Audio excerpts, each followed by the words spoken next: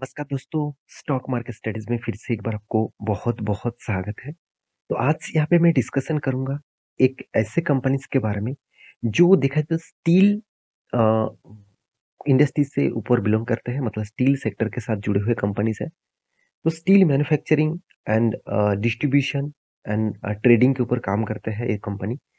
तो इंडिया की तीनों जो लीडिंग कंपनी है, जिनमें से नंबर 1 कौन है? आप सभी जानते हैं, जेएसडब्ल्यू स्टील। और दूसरा नंबर में कौन है? टाटा ग्रुप के टाटा स्टील। और तीसरा नंबर में है एसएआईएल, मतलब स्टील अथॉरिटी इंडिया लिमिटेड, जो एक गवर्नमेंट कंपनी है, जो इंडिया के third largest steel manufacturing company है। तो एक ब्लू चिप टाइप कंपनी है, एक लार्ज कैप टाइप कंपनी है। तो इस कंपनी के ऊपर एक बहुत बड़ा अपडेट आया, जिस अपडेट के चलते हुए जितने सारे लोग इस कंपनी को वो निवेश करके रखे हैं, वो सिर्फ उसी के कारण में निवेश करके रखे हैं। तो वो अपडेट क्या है, जिस अपडेट के चलते हुए आपको भी फायदा मिलेगा अगर इस कंपनी के ऊपर आप निवेश करके रखे हैं तो। तो वीडियो को पूरा लास्ट तक देखिएगा, बहुत सारी इन्फॉर्मेशन आपके साथ में शेयर करूंगा। और इसी तरीके से इन्फॉर्मेशन पाने के लिए चैनल को सबसे पहले सब्सक्राइब कर लीजिएगा और बेल आइकन को हिट करके ऑल भी कर दीजिएगा कंटिन्यूसली नोटिफिकेशन पाने के लिए। तो चलो देख लेते हैं आज के स्टॉक के डिटेल्स के बारे में। तो कंपनी का नाम कौन सा है? Steel authority India limited. जो आपको 100 रुपीज के नीचे इस कंपनी का शेयर अभी देखने को मिलेगा। तो इस कंपनी ने हाई किए थे कितना? 112 के आसपास। और लो कितने किए थे? 63 के आसपास। इसका मतलब कंपनी अभी मिडिल पोजीशन में है। मिडिल मतलब हाई और लो के बीच में है, देखने को मिला। तो कंपनी देखिए एक लार्ज कैप टाइप कंपनी है। तो कंपनी धीरे धीरे करके खुद का ग्रोथ भी कर रहा है। और कंपनी के ऊपर स्ट्रेंथ आपको कम दिखेगा, मतलब स्ट्रेंथ मतलब कंपनी गवर्नमेंट कंपनी होने के नाते भी कुछ पॉइंट्स पॉजिटिव है, कुछ पॉइंट वीकनेस भी है। चलो वो मैं आपको सबसे पहले दिखा देता हूँ। सबसे पहले कंपनी का जो बिजनेस मॉडल्स है उसको समझना पड़ेगा आपको। तो कंपनी का बिजनेस मॉडल के हिसाब से आप देखेंगे तो कंपनी, आप देखेंगे स्टील मैन्युफैक्चरिंग इंडस्ट्रीज के ऊपर काम करते हैं। और टोटल जो एक्सपेक्ट है कंपनी का, टोटल 60,000 मिलियन टन्स। तो कंपनी का फाइनेंशियल में टोटल टारगेट है 80,000 मिलियन टन्स का। तो कंपनी एक बड़ा टारगेट लेकर हमेशा काम करते हैं। ये सबसे बड़ा पॉजिटिव पॉइंट होता है कोई भी कंपनीज के लिए, क्योंकि जब टारगेट बड़ा होता है उसको फिलअप करने के लिए कंपनी जी जान लगा देते हैं। जो कंपनी जी जान लगाकर काम करते हैं, अगर टारगेट फिलअप ना भी हो, उसका आसपास भी गया, तो सोचना उस कंपनी का मैनेजमेंट बहुत स्ट्रांग है। तो मैनेजमेंट जितना स्ट्रांग रहेगा उतना ही खास परफॉर्मेंस उस कंपनी के ऊपर देखने को मिलेगा। आप कहेंगे सर कंपनी में इतना सब कुछ तो पैरामीटर आप दिखा रहे हैं, सब कुछ तो ठीक है, जैसे मार्केट कैप टू सेल्स, चलो ठीक ठाक है। कंपनी का मार्केट कैप टू सेल्स बता रहा है एकदम लो वैल्यूएशन में है। पैग रेशियो बता रहा है कंपनी का वैल्यूएशन एकदम ठीक ठाक है। कंपनी का इंटरेस्ट कवरेज भी देखा जाए तो कंपनी 3.1 है, मतलब हर इंटरेस्ट पे करने के बाद भी 3% का कंपनी का प्रॉफिट जनरेट हो रहा है। तो रिटर्न ऑफ एसेट बहुत इंपॉर्टेंस होता है, क्योंकि ये एसेट जैसे बिजनेस है। तो कंपनी एसेट के ऊपर कितना रिटर्न कमा रहा है, 10% के आसपास है। हमेशा कहा जाता है कि 15% के ऊपर होता तो अच्छा माना जाता। तो फिर भी 10% है, मैं नेगोशिएट मतलब उतना नेगेटिव पॉइंट्स नहीं कहूंगा। तो 10% है, फिर भी चलो एवरेज के आसपास है। तो जो रिटर्न ऑफ कैपिटल एम्प्लॉयड 3 साल के आसपास है, 14% के आसपास। तो 3 साल में कंपनी का रिटर्न ऑफ कैपिटल एम्प्लॉयड जो है वो 14% के आसपास है। और अभी फिलहाल के लिए कंपनी 23% के आसपास इस साल में दिखाया। तो इसका मतलब एवरेजली एक अच्छा खासा लेवल में कंपनी को देखने को मिला है। कंपनी का पी रेशियो भी ठीक ठाक है। कंपनी का बुक वैल्यू के नीचे कंपनी ट्रेड कर रहे हैं, ये सबसे बड़ा पॉजिटिव पॉइंट होता है कोई भी कंपनी के लिए। रही बात कंपनी का कम प्रॉफिट एंड लॉस की, कंपनी का सेल्स ग्रोथ देखेंगे तो हर साल में कंपनी का सेल्स ग्रोथ इंक्रीज होता जा रहा है। मतलब धीरे धीरे करके कंपनी का सेल्स इंक्रीज हो रहा है। उस हिसाब से कंपनी का एक्सपेंस कंट्रोल में है। देखिए मैं एक चीज हमेशा कहूंगा, बहुत सारे कंपनीज के ऊपर आप देखेंगे कि कंपनी का आधा से इनकम बहुत ज्यादा है। आधा से इनकम अगर कंपनी का मेन सेल्स से ज्यादा हो जाए, तो सोचना उस कंपनी में कुछ गड़बड़ी है। गड़बड़ी मतलब वो खुद कंपनी के बिजनेस के ऊपर पैसा जनरेट नहीं कर पा रहा है, वो दूसरे कंपनी के ऊपर डिपेंडेंट है। आप कहेंगे सर नौकरी जैसे कंपनी के ऊपर क्या सोचूंगा, क्योंकि देखिए नौकरी के ऊपर आपको सोचना ही पड़ेगा, क्योंकि उसका मेन बिजनेस से भी कई गुना ज्यादा वो दूसरे बिजनेस के ऊपर इन्वेस्टमेंट करके रखा है। बहुत सारे ऐसे कंपनी है जो खुद के बिजनेस से भी ज्यादा दूसरे बिजनेस के ऊपर भी इन्वेस्टमेंट करके रखे हैं, और वहां से अच्छा खासा रेवेन्यू जनरेट होता है। तो कंपनी का जो डिप्रिसिएशन कॉस्ट है, इंटरेस्ट कॉस्ट है, वो भी देखिए कितना ज़्यादा पैसा उसको पेमेंट करना पड़ा। ये सारे पेमेंट करने के बाद भी कंपनी आज प्रॉफिट में है। बीच में 2 बार कंपनी लॉस किए थे, 2016 में, 2017 में, 2018 में। 18 में छोटा-मोटा लॉसेस था, उसके बाद वो रिकवरी भी किए थे। तो कंपनी के जो प्रॉफिट एंड लॉस के बारे में बात करूँ, तो सब कुछ पॉजिटिव दिखने के बाद कंपनी का सेल ग्रोथ 5 साल 3 साल में अच्छा खासा देखने को मिला।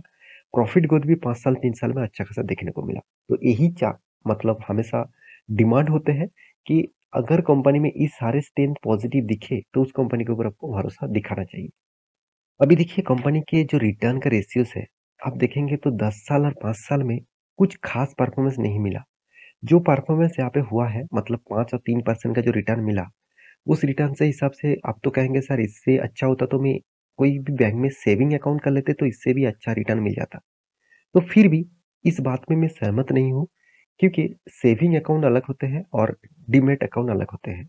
डीमैट में इन्वेस्ट करने के बाद आप पेशेंट के साथ वहाँ पे बने रह सकते हैं। अगर सेविंग अकाउंट में आपका पैसा पड़ा हुआ है, तो आप किसी भी खरीदने के लिए, कुछ भी यूज़ के लिए वो पैसा वो निकल सकते हैं, मतलब आप निकालवा सकते हैं। तो मेरे कहने का मतलब है, इतना कम रिटर्न देने के बाद भी इस कंपनी के ऊपर इन्वेस्टर भर-भर के निवेश करके रखे हैं।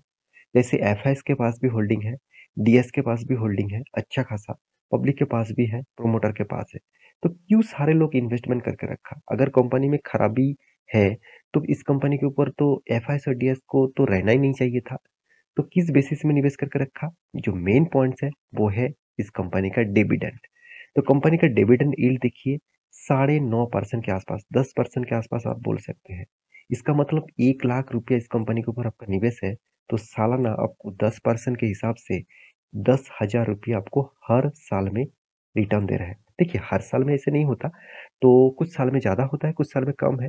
अप्रोक्सिमेटली आप बोल सकते हैं 9 से द 8 से 10% के आसपास आपको डिविडेंड के हिसाब से रिटर्न मिल रहा है। और यही एक कारण है, जिस कारण के चलते हुए निवेशक निवेश करके रखा है। तो इस बार गुड न्यूज़ क्या है? इस बार गुड न्यूज़ है कंपनी फिर से एक बार डिविडेंड अनाउंसमेंट कर चुके हैं और वो जो डिविडेंड मिलेगा आपको 24 मार्च में और ₹1 करके डिविडेंड कंपनी देने का अनाउंसमेंट किया है। देखिए 2 तरीके से डिविडेंड होता है, एक होता है इंटरिम डिविडेंड और दूसरा होता है फाइनल डिविडेंड। देखिए इंटरिम डिविडेंड कंपनी का प्रोमोटर खुद डिसाइड करते हैं कि कितना डिविडेंड देना चाहिए और फाइनल डिविडेंड प्रोमोटर डिसाइड नहीं कर पाएँगे, प्रोमोटर अप्रूवल देंगे और उसके बाद वोटिंग होगा। जितने सारे शेयर होल्डर हैं, अगर आप भी इस कंपनी का एक शेयर का होल्डर्स है, तो आपको भी अप्रूवल देना पड़ेगा। आप नहीं देंगे तो चलेगा, मगर आपको भी ईमेल में अप्रूवल लेने के लिए वोटिंग मेल आएगा। तो उसको बोला जाता है फाइनल डिविडेंड। तो इस बार कंपनी इंटीम डिविडेंड देने वाला है ₹1 करके क्योंकि इस साल का फर्स्ट टाइम डिविडेंड है। तो कंपनी हर साल में देखा जाए तो 2-3 बार करके डिविडेंड देते आए हुए हैं। तो कंपनी एक्स्ट्रा बेनिफिट के हिसाब से सिर्फ डिविडेंड ही दिया है। मार्जर एक बार किया था और अभी डिविडेंड दिया है। तो डिविडेंड के जो हालत है आप देख सकते हैं। डिविडेंड कैलकुलेट किस तरीके से किया जाता है, आपको मैं बहुत बार सिखा चुका हूँ। उस वीडियो आपने नहीं देखा तो जाकर मेरे प्लेलिस्ट में डिविडेंड यील्ड का वीडियो ज़रूर देख लेना। तो कंपनीज़ के ऊपर अभी क्या करना चाहिए? देखिए मैं कुछ पॉइंट्स आपके साथ तो शेयर किया हूँ। जो मेन पॉइंट्स मैं आपको शेयर हमेशा करता हूँ, वो है इसका कैश फ्लो। क्या सही में कंपनी जो हाथ में आपको कैश दिख रहा है, जो उसके हाथ में जो कैश आया हुआ है, क्या सही में कंपनी का जो प्रॉफिट हुआ था, ऑपरेटिंग प्रॉफिट से, तो क्या उस प्रॉफिट से कितना पैसा हाथ में आया? चलो वो मैं आपको दिखा देता हूँ। यहाँ पे देखेंगे प्रॉफिट फ्रॉम ऑपरेशन। तो इसके बारे में बात करूँ तो ध्यान से देखना, कंपनी का इस बार का प्रॉफिट ऑपरेशन दिखा रहा है 21,000 करोड़ के आसपास और कंपनी के खाते में कितना आया, हाथ में कितना आया, 30,000 करोड़ के आसपास। तो पिछले बार 13,000 करोड़ था और 23,000 करोड़ के आसपास हाथ में पैसा आया और 2020 में 10,000 करोड़ का टोटल प्रॉफिट दिखा था और हाथ में पैसा नहीं आया था, नेगेटिव था। तो पहले जो पैसा बाकी था, वो पैसा अभी इस साल में आ रहा है। तो एक पॉजिटिव साइन है, जितना पैसा हाथ में आएगा, उस पैसे से कंपनी फिर से खुद का बिज़नेस को री-इन्वेस्ट करने के लिए, बड़ा करने के लिए ज़रूर सोचेगा।